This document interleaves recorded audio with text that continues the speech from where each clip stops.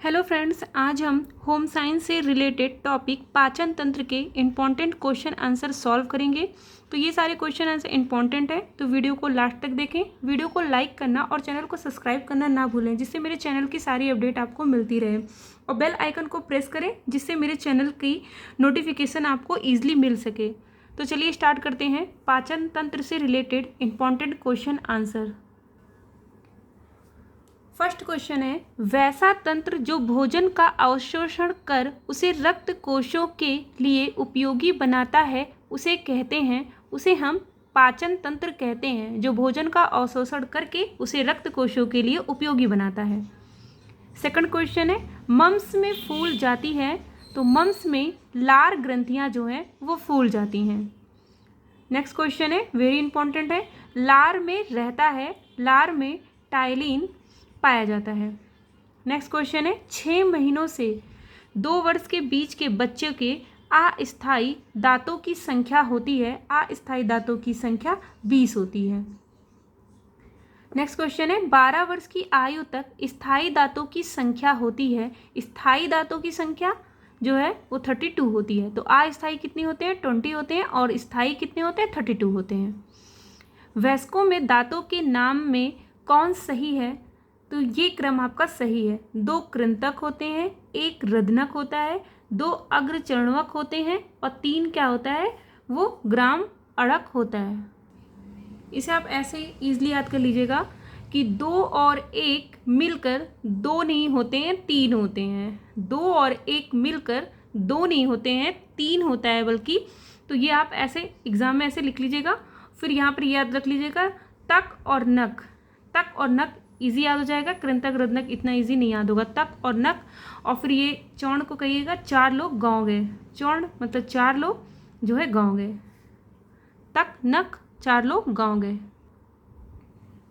Next question है, वैसी पेशीय नली जो ग्रसनी से प्रारंभ होकर उदर पट से होती हुई आमाशय तक जाती है तथा जिसके किनारे श्लेष्मक झिल्ली के बने होते हैं, वे क्या कहलाते हैं? वो ग्रशिका कहलाते हैं। नेक्स्ट क्वेश्चन है, वेरी इंपॉर्टेंट है, छोटी आंत की लंबाई लगभग होती है, तो छोटी आंत की लंबाई 6 मीटर होती है। इसकी जो लंबाई होती है वो बड़ी आंत से ज़्यादा होती है, छोटी आंत की लंबाई। नेक्स्ट क्वेश्चन है, छोटी आंत के भाग नहीं है, तो ये एग्जाम में अभी आया था आपके, ड्यूडेनियम, जेजुनियम व इलियम, ये तीनों जो है भाग होते हैं, जबकि तिल्ली जो है वो छोटी आंत का भाग नहीं होता है। तिल्ली क्या होता है? ये इसे प्लीहा भी कहते हैं, जो सभी रीढ़धारी प्राणियों में पाया जाता है। और मानव में जो तिल्ली होती है वो पेट में स्थित होती है, और ये पुरानी लाल रक्त कोशिकाओं को नष्ट करने का काम करती हैं तिल्ली, और या रोग निरोधक तंत्र का भाग होती हैं। नेक्स्ट क्वेश्चन है, बड़ी आंत की लंबाई होती है, बड़ी आंत की लंबाई 1.6 मीटर होती है। तो जब आप छोटी आंत याद करेंगे कि वो 6 थी, तो बस इसके आगे 1 और पॉइंट लगाना है, ठीक है। और कहीं कहीं आपको 1.5 भी मिलेगा।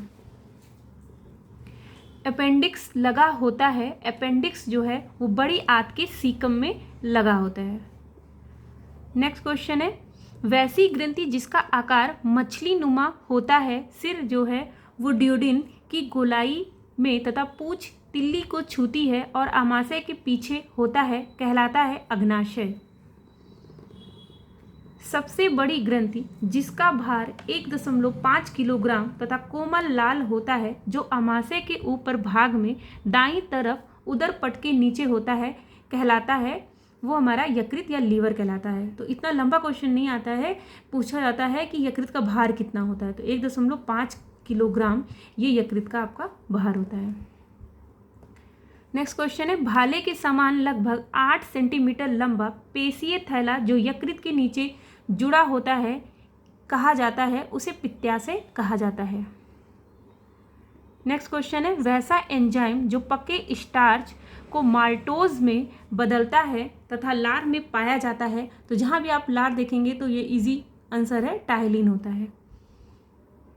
दूध के केसिनोजन को कौन केसीन में बदलता है? तो दूध के केसिनोजन को केसीन में रेनिन बदलता है। केसीन और रेनिन साउंड एक जैसा आ रहा है। नेक्स्ट क्वेश्चन है, कौन चीनी को ग्लूकोज में बदलता है? तो चीनी को ग्लूकोज में इन्वर्टेज बदलता है। नेक्स्ट क्वेश्चन, पित्त की सहायता से चर्बी को वसीय अम्ल और ग्लिसरीन में बदलता है, तो ये आपका लाइपेज जो है इसे बदलता है। पके तथा कच्चे स्टार्च को माल्टोज में बदलता है, तो ये आपका एमाइलेज जो है वो पके तथा कच्चे स्टार्च को माल्टोज में बदलता है। HCI की उपस्थिति में प्रोटीन को पेप्टोन में बदलता है। पा से पेप्टोन और पा से पेप्सिन, पेप्टेन को जो है पेप्सिन जो है बदलता है। कार्बोहाइड्रेट का पाचन होता है। कार्बोहाइड्रेट का पाचन, तो इसका पाचन तो आरंभ मुंह से हो जाता है, लेकिन जो मेन पाचन है वो छोटी आंत में होता है।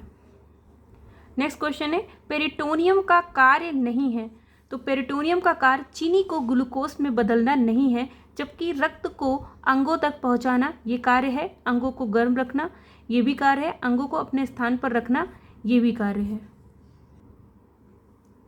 नेक्स्ट क्वेश्चन है, पेरिटोनियम की वैसी तह जो पंखे के समान होती है और आंतों को अपने स्थान पर रखती है, वो क्या कहलाती है? वो मसेंट्री कहलाती है।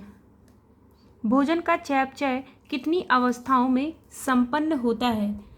तो ये 2 अवस्थाओं में संपन्न होता है। नेक्स्ट क्वेश्चन है, कार्बन डाइऑक्साइड विभक्त होकर ऊर्जा प्रदान करती है, तो ये कार्बोहाइड्रेट व हाइड्रोजन जो है प्रदान करती है।